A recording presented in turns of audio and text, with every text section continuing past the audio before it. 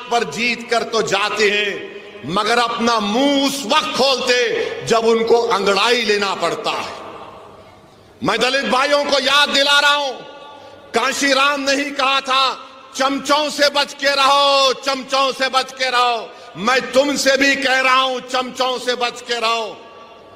ये चमचे हमारे मफादात की हिफाजत नहीं करते, बल्कि अपने जाती मफादात को लेकर अपने सियासी आखाओं के कदमों में सर झुका देती है। मैं तुमसे कह रहा हूं, सर मत झुकाओ, सीना तान कर शोलापुर के विकास के लिए लड़ेंगे हम इंशाअल्लाह ताला। शोलापुर के विकास के लिए हम लड़ेंगे। तो मेरे अजीज दोस्तों और बुजुर्गों, ये चंद गुजारिशात मुझे आप तक कहना था। अब ये डिप्टी सीएम फडणवीस धर्म युद्ध वोट जिहाद, उनको तो नोटिस नहीं देते BNSS की, हमको ही देते। अच्छा, हैरत की बात यह, मैं पुलिस वालों को भी बोल रहा हूं, जब ये BNS का कानून पार्लियामेंट में पास हो रहा था, अपोजिशन को सस्पेंड कर दिया गया था, मैं अकेला था वहां पे, तो वाहिद MP था मैं इम्तियाज जलील के साथ, जो इस कानून को कहा था ये गलत इस्तेमाल होगा इसका BNSS का। मैंने कहा था कि मकाले की रूह या मकाले अपने खबर में खुश हो रहा होगा इस कानून को देखकर। मेरी बात सच साबित हो गई कि BNSS एक गलत कानून बनाया गया था, जिसका इस्तेमाल मैंने पार्लियामेंट में कहा था, इसका इस्तेमाल माइनॉरिटीज पर, दलित्स पर, इंटेलेक्चुअल्स पर होगा जो हुकूमतों के खिलाफ होंगे। मैं मुबारकबाद देता हूं यहां की पुलिस को कि मैंने जो पार्लियामेंट में कहा था आपने उसको सच साबित कर दिया। आई thank you from the bottom of my heart. ये गंदा कानून मोदी ने बनाया BNSS का, किसी को भी ले जाकर 120 दिन का पुलिस कस्टडी दिया जा सकता। मेरी स्पीच है YouTube पर, देख लेना आप। मैं उम्मीद करता हूं कि PI साहब मेरे इस भाषण को ये नहीं बोलेंगे कि this will create problem of reason and peace. बहुत अच्छा है, मैं इसको घर को ले जाके जब 18 तारीख को हमारी बीवी से मिलूंगा,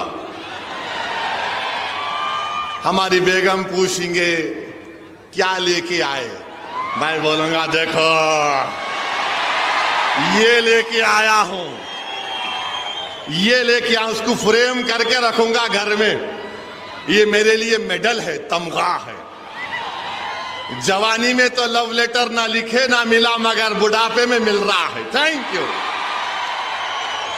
मगर मैं जवान हूं, मेरी दाढ़ी को व्हाइट देख के लोग बोलते व्हाइट हो जा रही। बाबू, शेर कभी बुढ़ा नहीं होता, याद रखो। अब दूसरे पूछेंगे मंजलिस के मुखालिफिन, बंदर, भला बंदर कितना भी बुढ़ा हो जाओ कुलाठी मारना नहीं भूलता उन्हें।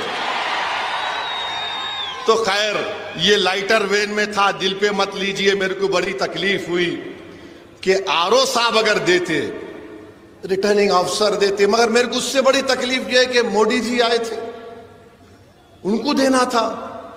उन्होंने नहीं बोले ए सेफ है, एक है तो सेफ है, किसका मतलब उसका? किसको बोल रहे थे मोदी जी एक है तो सेफ है? उनको नोटिस नहीं दिए, मगर दूल्हे भाई को दे दिए। तो खैर, आपको अब यकीन तो हो गया ना कि नोटिस किसको मिलती? बोलने वाले को मिलती।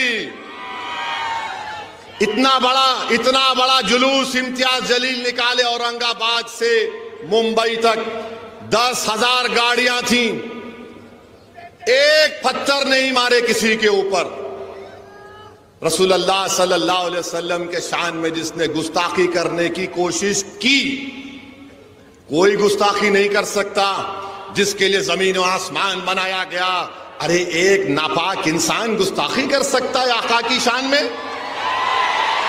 अगर कोई आसमान की तरफ देखकर थूकेगा तो थूक उसके मुंह पे गिरता आके।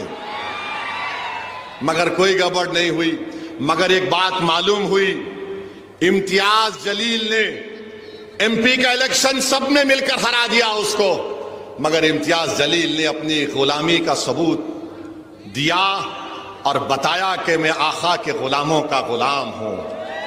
मैं शुक्रगुजार हूं फारूक शाब्दी के वालिद का कि उन्होंने ऐसे होनहार और एक गयूर बेटे को पैदा किया, तरबियत दी। यहां पर फारूक शाब्दी ने हर मसले के ऊपर एहतजाज किया, आपने उसका साथ दिया, मैं आपका शुक्रगुजार हूं। कोई भी मसला निकले फारूक शाब्दी आगे आया। कोविड का मसला था, फारूक शाब्दी आगे बढ़कर गरीबों की मदद किया, मजहब को नहीं देखा। पढ़ाने का स्कॉलरशिप का मसला आया, फारूक शाब्दी ने ये नहीं देखा कि कौन किस समुदाय का है। फारूक शाब्दी ने कहा यह शोलापुर का है, इसका मुस्तकबिल अच्छा होना चाहिए। मैं शोलापुर की जनता से अपील कर रहा हूं, क्या आप 20 तारीख के दिन अपना एक वोट फारूक को देंगे पतंग के निशान पर? आवाज जरा दम अंदर से निकालो जी।